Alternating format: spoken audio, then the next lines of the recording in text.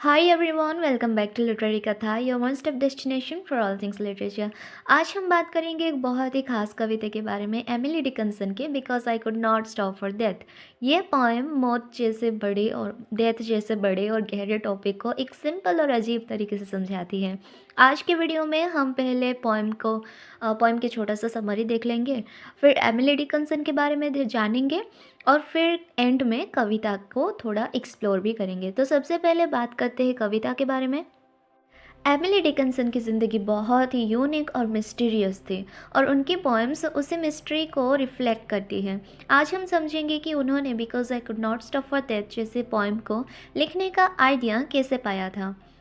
Emily Dickinson 1830 में Massachusetts, America में पैदा हुई थी। उनका जीवन काफ़ी अलग और सॉलिटरी था। वो ज़्यादा लोगों से मिलती नहीं थी और अपने घर के अंदर ही रहती थी, हमारे जैसे। उन्होंने अपने ज़्यादातर पोएम्स प्राइवेट रखी और उनकी मौत के बाद ही उनके काम दुनिया के सामने आए थे। उनका लिखने का स्टाइल बहुत यूनिक था। उनकी पोएम्स छोटी होती थी लेकिन उनमें गहराई बातें होती थी। एमिली के काम का मेन फोकस ज़िंदगी, मौत, स्पिरिचुअलिटी और अमरता, इमॉर्टलिटी पर ज़्यादा फोकस था। एमिली काफ़ी ज़्यादा मौत के कॉन्सेप्ट से फैसिनेटेड थी।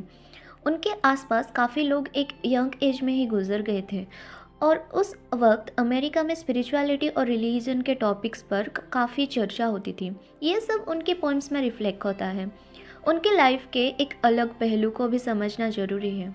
वो अपनी दुनिया से अलग थी और उन्होंने अपनी ज़िंदगी को एक ऑब्जर्वर की तरह देखा। शायद इसी वजह से उनका मौत का नज़रिया एक फ़िलोसॉफिकल और काम पर्सपेक्टिव से भरा हुआ था। Because I could not stop for death Emily की उन कविताओं में से है जो मौत को एक जर्नी के रूप में दिखाती है। इस कविता में डेथ एक जेंटलमैन की तरह दिखाया गया है जो स्पीकर को लेने आता है।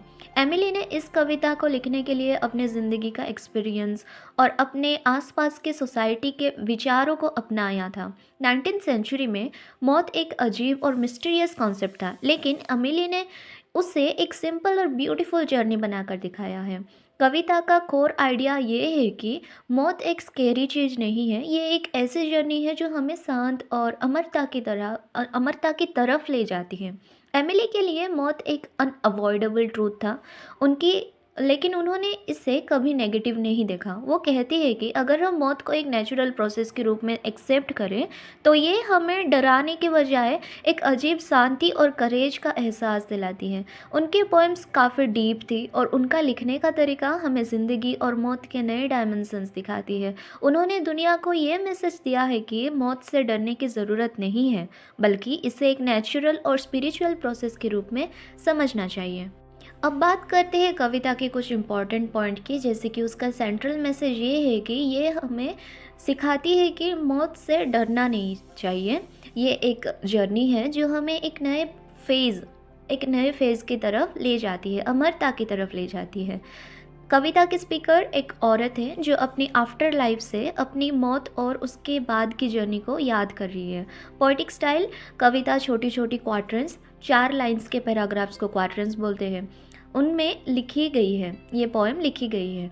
इसका टोन सिंपल और शांत है। थीम यहाँ पर डेथ, इमॉर्टलिटी और रिलीजन और स्पिरिचुअलिटी है। मौत के एक नेचुरल प्रोसेस है। मौत के बाद कुछ भी जिंदा रहता है, मतलब death is not the proper and, उसके बाद भी लाइफ है बोल के वो बोल रहे हैं, एक इटर्नल लाइफ है। रिलीजन और स्पिरिचुअलिटी की बात करें तो कविता एक स्पिरिचुअल एंगल भी दिखाती है, जैसे मौत एक ट्रांजिशन है। यहाँ पे कविता को पढ़ते वक्त एक अजीब शांति और करेज का एहसास होता है। डिकन्सन हमें दिखाती है कि मौत एक स्कैरी चीज़ नहीं है, बल्कि एक नेचुरल प्रोसेस है। ये कविता 19th सेंचुरी में लिखी गई थी, एक टाइम जब लोग मौत और स्पिरिचुअलिटी के बारे में काफ़ी डीपली सोचते थे। तो चलिए अभी पोएम को डिस्कस करते हैं। The first stanza, because I could not stop for that they kindly stop for me, the carriage held just ourself, the carriage held but just ourselves and immortality. यहाँ poet कहती है कि वो अपने ज़िंदगी के कामों में इतनी बिजी थी कि उन्होंने डेथ के लिए कभी रुकने का सोचा ही नहीं, लेकिन डेथ एक पोलाइट और कॉन्सिडरेट जेंटलमैन की तरह उनके लिए खुद रुक गया। डेथ को पर्सनिफाई किया गया है जैसे एक मेहमान नवाज होस्ट हो जो पोइट को एक जर्नी पर ले जा रहे हैं। ले जा रहा है। तो कैरेज एक सिंबलिक रिप्रेजेंटेशन है जो लाइफ से डेथ तक और वहाँ से इटर्निटी तक की जर्नी को दिखाता है। इमॉर्टलिटी भी उनके साथ कैरेज में है, जो ये दिखाता है कि ये सफ़र सिर्फ डेथ तक नहीं है बल्कि इटर्नल लाइफ तक जा रही है। यहाँ टोन काम और एक्सेप्टिंग है जो डेथ को एक नेचुरल और सुकून भरी प्रोसेस दिखाता है। तो कैरेज में तीन लोग हैं जो कि है पोएट, और उसके साथ है जो जेंटलमैन जो कि है डेथ और इमॉर्टलिटी। ये थ्री एक पर्सोनिफाई किया गया है तीन लोगों को जो कि कैरेज में अभी जा रहे हैं, एक जर्नी में जा रहे हैं।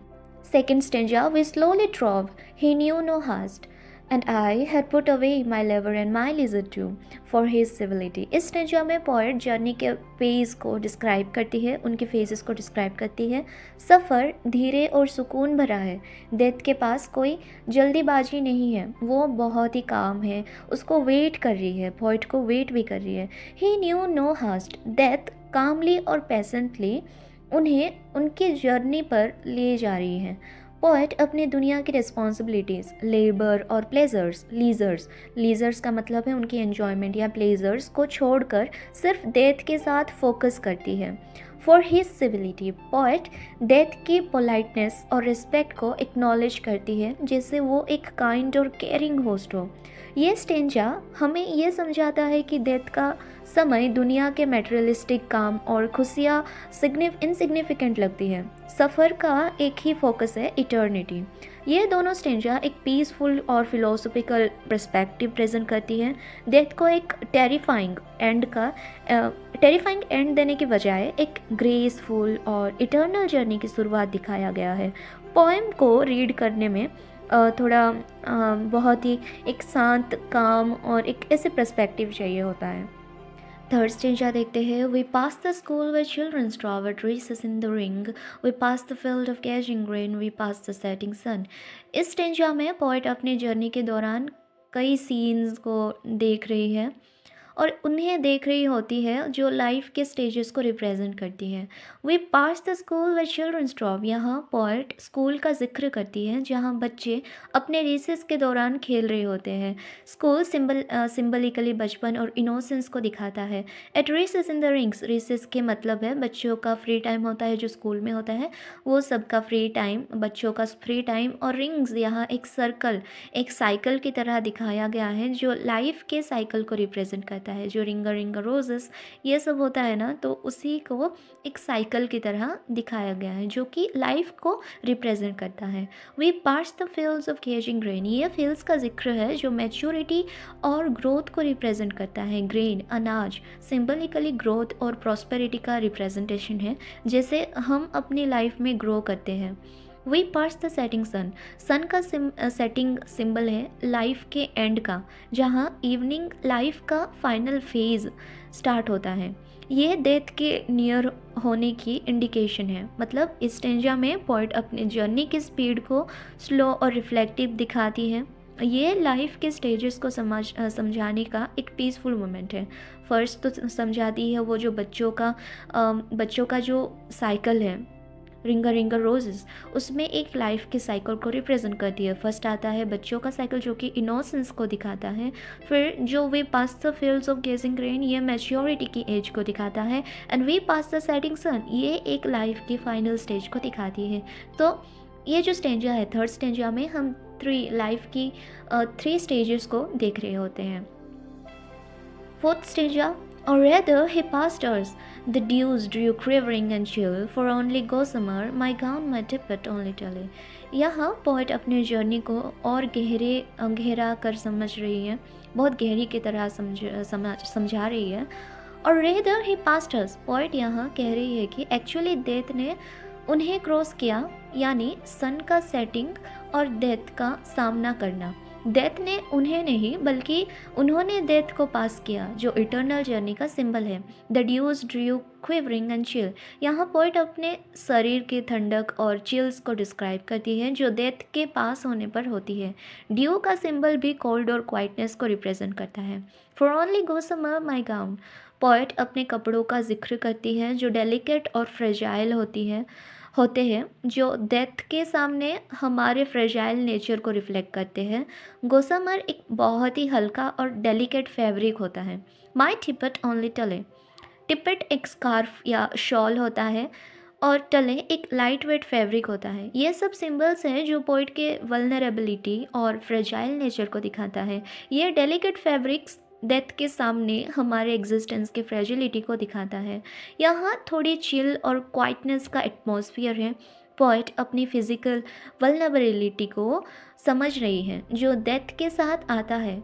ये पीसफुल और काम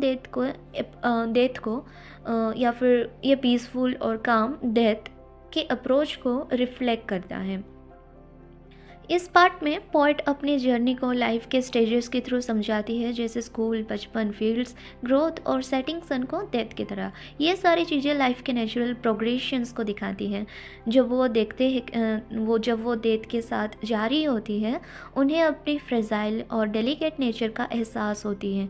ये पोएट का डीप रिफ्लेक्शन है कि लाइफ और डेथ दोनों ही एक जर्नी है, जहाँ हर स्टेज अपनी इम्पोर्टेंस रखती है।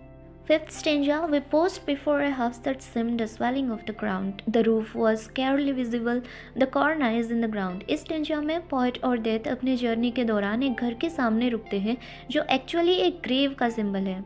We paused before a house that seemed. यहाँ पोएट को एक घर दिखाई देता है जो एक्चुअली एक ग्रेव है। हाउस को पोएट ने सिंबलिकली यूज़ किया है क्योंकि डेथ एक नई शुरुआत है, एक नई घर की तरह है। ये स्वेलिंग ऑफ द ग्राउंड, ये ना एक डिस्क्रिप्शन है एक माउंड या फिर धबा या उठी हुई ज़मीन जो ग्रेव होता है। ऐसे लगता है जैसे ग्राउंड में एक स्वेलिंग हो रखी है, तो उसको ही बोल रहे हैं एक स्वेलिंग ऑफ द ग्राउंड। ये डिस्क्रिप्शन एक माउंड का जो ग्रेव को रिप्रेजेंट करता है। द रूफ वॉज स्कैरली विजिबल, यहाँ रूफ की विजिबिलिटी से पॉइंट ये बता रही है कि ग्रेव का जो टॉप होता है वो इतना छुपा हुआ है कि वो बेयरली दिखाई दे रहा है। द कॉर्नाइज इन द ग्राउंड, कॉर्नाइज यानी रूफ का जो एजेस होती हैं ग्राउंड के अंदर है। ये ग्राउंड में घुसा हुआ स्ट्रक्चर डेथ और बरियल को सिंबलाइज करता है। यहाँ पॉइंट डेथ को एक फाइनल रेस्टिंग प्लेस के रूप में देख रही है। ये एक काम रिफ्लेक्टिव मोमेंट है जहाँ लाइफ का एंड क्लियरली दिखाई देता है। द लास्ट स्टेंजा और refrain line, since then this centuries and yet feel shorter than the day I first surmised the horse's head were towards eternity. इस स्टेंजा में poet अपने जर्नी का perspective बदल कर समझती है कि ये सफ़र कितना टाइमलेस है। सिंस दैन 10 सेंचुरीज, पोइट यहाँ कह रहे हैं कि उनका डेथ के बाद कई सदियाँ गुजर गई हैं, लेकिन वो टाइम उनके लिए एक दिन की तरह महसूस होता है। Feels shorter than the day, ये लाइन टाइम की रिलेटिविटी को दिखाता है, जहाँ पोइट को लगता है कि उनका सफ़र जो सेंचुरी तक चला एक दिन से भी छोटा लगता है। I first surmised the horses heads, poet को पहली बार ये समझ आता है कि वो और डेथ की कैरेज का सफ़र इटर्निटी की तरफ जा रहा है। हॉर्सेस हेड्स का रेफरेंस डेथ के जर्नी के डायरेक्शंस को इंडिकेट करता है। वेयर टुवर्ड्स इटर्निटी, ये फ्रेज इटर्निटी अनंत जीवन की तरफ जाने का सिंबल है। पोइट समझती है कि उनका सफ़र अब थोड़ा इटर्नल लाइफ की तरफ है। इस स्टेंजा में पोइट को अपनी जर्नी के टाइमलेसनेस को और उनके एहसास होता है, वो जो टाइमलेसनेस होता है इस जर्नी में उनका एहसास होती है। डेथ को एक नई शुरुआत और अनंत सफ़र के रूप में देखा जाता है जो टाइमलेस और इटर्नल है। इन दोनों स्टेंजास में पोइट अपनी डेथ के बाद की जर्नी को रिफ्लेक्ट करती है। फिफ्थ और सिक्स स्टेंजा में पहला स्टेंजा फिफ्थ स्टेंजा ग्रेव को एक घर के रूप में दिखाता है जो फाइनल रेस्टिंग प्लेस है, और सिक्स स्टेंजा टाइम की रिलेटिविटी को समझाता है, जहाँ वो अपनी जर्नी को टाइमलेस और इटर्नल समझती है, जहाँ डेथ के बाद एक नई अनंत लाइफ का सफ़र शुरू होता है, इटर्नल लाइफ का सफ़र शुरू होता है। तो ये था पोएम का एक्सप्लेनेशन। अभी थोड़ा लिटरेरी डिवाइस भी देख लेते हैं। पहले हम बात करते हैं पर्सोनिफिकेशन की। यहाँ पर डिकन्सन ने डेथ को ह्यूमन क्वालिटीज़ दी है। डेथ को एक पोलाइट और काइंड कैरेक्टर बनाया गया है जो स्पीकर के लिए रुकता है और उसे एक कैरेज राइड पर ले जाता है। इससे डेथ को एक दोस्ती भरा काम प्रेजेंस दिखाया गया है जो यूजुअली हम डेथ को स्केयर या फिर फ्रेटनिंग समझते हैं। अगला डिवाइस है मेटाफोर। पोएट के अंदर कैरेज को लाइफ के सफ़र का मेटाफोर की तरह यूज़ किया गया है। कैरेज का मतलब है जर्नी टुवर्ड्स डेथ, और डेथ एक नेचुरल प्रोसेस है और पोएट इसे एक जर्नी के रूप में दिखा रहे हैं। इस तरह हाउस जो ग्राउंड में है वो ग्रेव या टोम्ब का मेटाफोर है जो हमारे फाइनल रेस्ट को दिखाता है। अब बात करते हैं इमेजरी की। जैसे हमने देखा डिकन्सन ने बहुत स्ट्रॉन्ग इमेजेस क्रिएट की है, जैसे स्कूल, गेजिंग ग्रीन और सेटिंग सन। ये सब इमेजेस लाइफ के अलग अलग स्टेजेस को रिप्रेजेंट करती है। जैसे स्कूल चाइल्डहुड का सिंबल है, गेजिंग ग्रीन अडल्टहुड का, और सेटिंग सन लाइफ के एंड को दिखाता है। ये इमेजरी हमें इमोशनल कनेक्शन देती है और लाइफ के साइकिल को समझने में मदद करती है। नेक्स्ट हम बात करते हैं सिंबलिज्म की। तो पोएम में कैरेज एक सिंबल है जो डेथ के सफ़र को दिखाता है। सेटिंग सन लाइफ के एंड को सिंबलाइज करता है, और हाउस जो ग्राउंड में दिखाई गई है वो ग्रेव का सिंबल है। ये सब सिंबल्स एक नेचुरल प्रोसेस को दिखाता है जिसमें लाइफ, डेथ और आफ्टर लाइफ एक कंटिन्यूस साइकिल है। अब एलिट्रेशन का एग्जाम्पल देखते हैं, जैसे ड्यूज ड्रू। ये repetition of consonant sounds poem को एक रिदम देता है और पोइटिक फील्स बनाता है। इससे पोएम में एक स्मूथ और मेलोडिक फ्लो भी आता है। और एक है जैसे कि लीज़र जो लाइन है उसमें भी एलिट्रेशन यूज़ हुआ है। फाइनल स्ट्रक्चर पे थोड़ा बात करते हैं।